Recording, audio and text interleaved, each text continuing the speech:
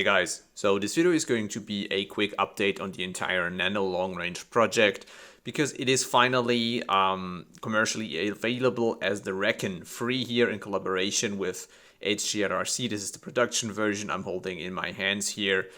And the first ones are shipping right now. We had a pretty successful pre-order phase and these are now starting to ship out. But for those who haven't seen my previous videos, let me just take a second to take a step back and quickly explain what this entire concept here is about.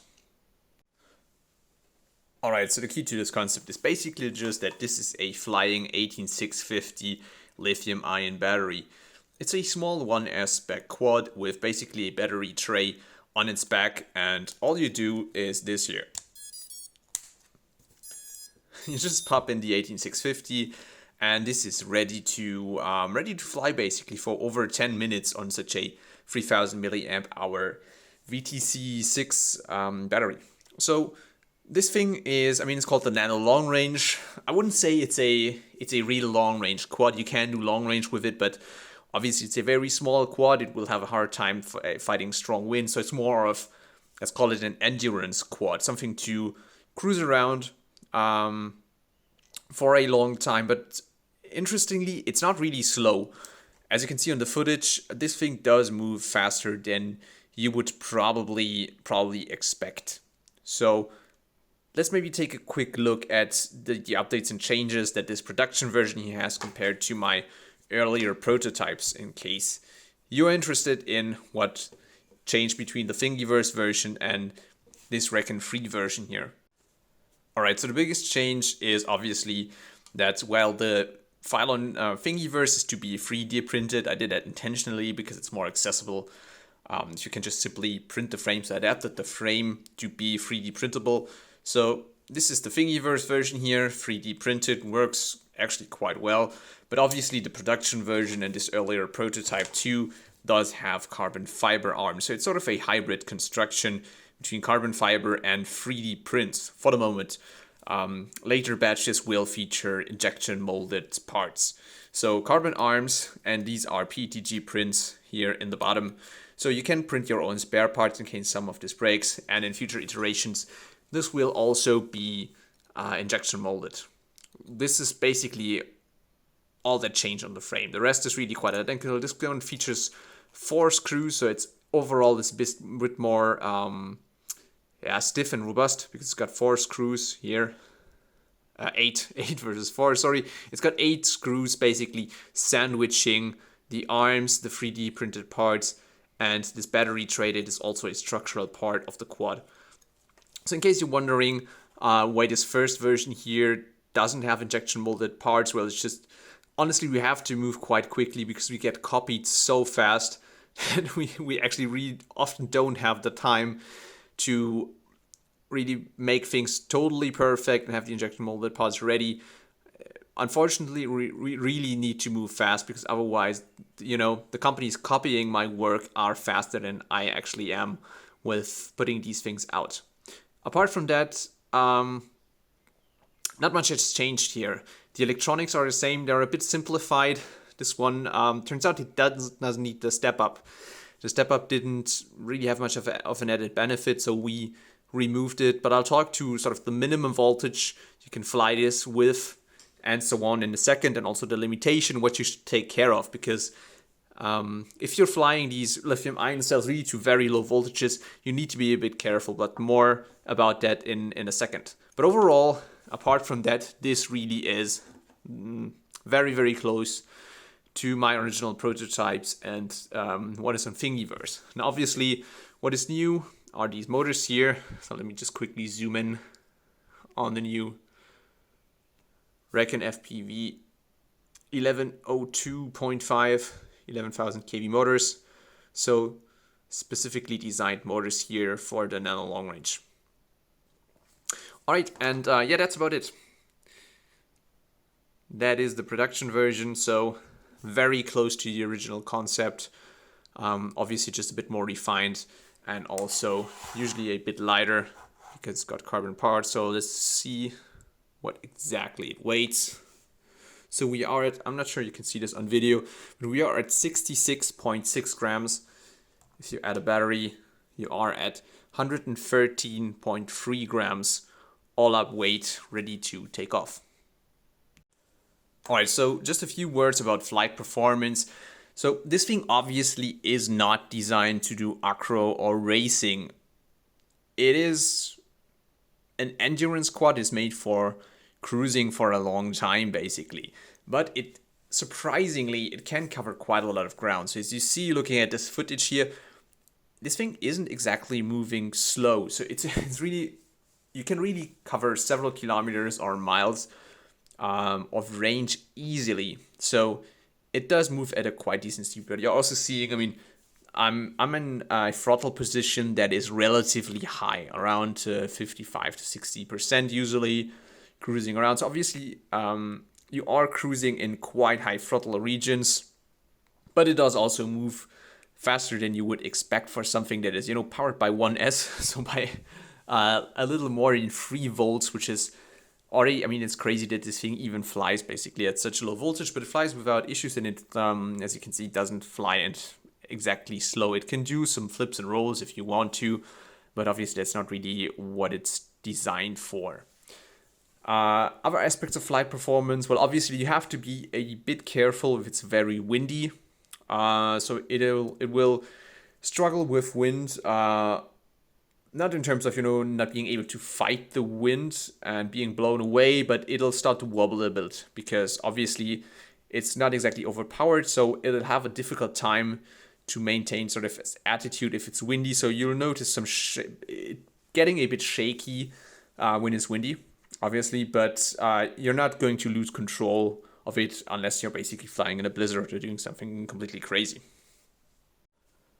All right, so last but not least, let's talk a bit about two things that are inherent to this concept that you have to be a bit careful about, and that is durability and minimum voltage you can run this on. These are two things you have to be a bit careful about. More careful, I would say, than many of the reviewers that tried these, because, I mean, this is a new concept. It's still sort of developing, and that means it might not be 100% perfect already. So what is important? Two things. These lithium ion batteries, these run to very low voltage. You can push these to 2.5 volts if you really have to, but usually you're going to go below 3 volts when you're emptying this battery to get the maximum flight time on the Rekon3. This is at the limit of what electronics can do today, really at the limit. So you have to be a bit careful when you're doing it. Usually you will be absolutely fine down to 3 volts. This is when we recommend that you land it. 2.8 is the minimum this quad can run on. So between 3 and maybe 2.9, 2.8, you should start landing. But what we noticed in some of the prototypes, and especially now since it's going out to more people in the production version, there are some hard to predict there's a sort of variability in the minimum voltage you can reach before some of the electronics, specifically the camera, the VTX, start to shut down.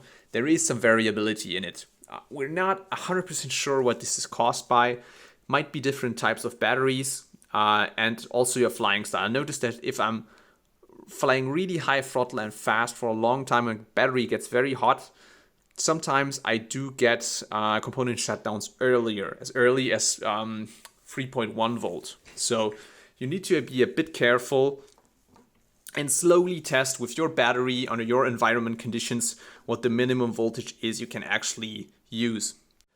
So please really be aware to, when you're first flying this thing in a new environment with new batteries, let it hover around carefully, slowly, empty the battery until you start to get these shutdowns of components so that you know what your real minimum voltage is, which usually is going to be around 2.7, 2.8 volt, but it might, depending on the conditions and how you're flying, it might be a bit more. So please be careful on this and have this in the back of your mind that you really, if you're emptying these batteries completely, you are running at the limits of what FPV electronics components are capable of doing today, basically.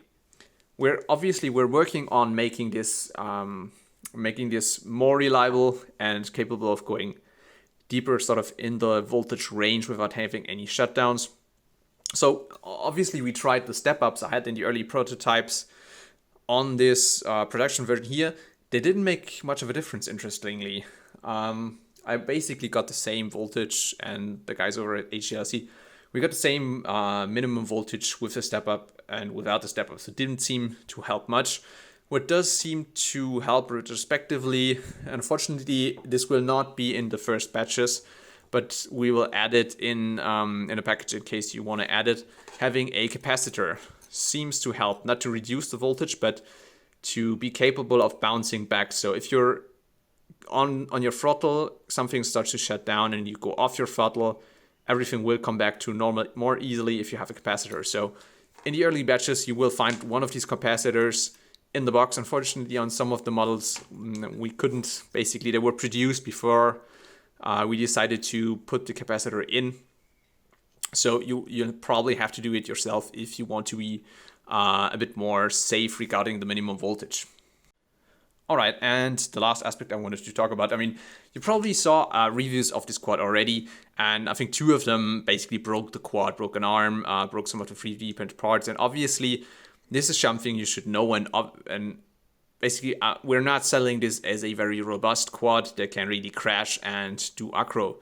This thing will break if you crash it hard. It can take some impact. I had to drop something like 15 meters or 40, 50 feet and survive, but let's be honest, it has to be very light because the battery already is very heavy and it's not very powerful. So these arms here are very thin. The 3D printed parts obviously tend to break if you crash on them hard. So this thing is not made for crashing. You have to keep this in the back of your mind. If you're using it, if you're pushing to the limits of the minimum voltage, obviously don't do it at high speeds and high altitudes. Be a bit careful because what we have a heavy battery here that is, it's basically 45 grams or 44 grams on a quad that is 60 grams. So this is quite a lot of weight that is pushing on these arms and the 3D printed parts if you're crashing. So there's just no way to make these things really crash resistant. This is just inherent to this concept that we have to make the entire structure extremely light because the battery is already pretty heavy, which is just not very advantageous for crash resistance. So before you buy this, you just really have to know that this is not going to be very crash resistant. It's decently crash resistant. It'll take a few hits, it'll take a few drops, but obviously this is not as robust as sort of a 5-inch FPV freestyle quad. Not sure if it's as bad as the DJI FPV drone, but no, I'm just kidding. But yeah, keep this in the back of your mind, and I'm very transparent about this. This thing is not made for crashing, and don't be surprised if this breaks after dropping, from the skies. It will break if you crash this into something at high speeds and so on. So obviously, but I think most of you people already anticipated this, looking at the spec and how this thing is built.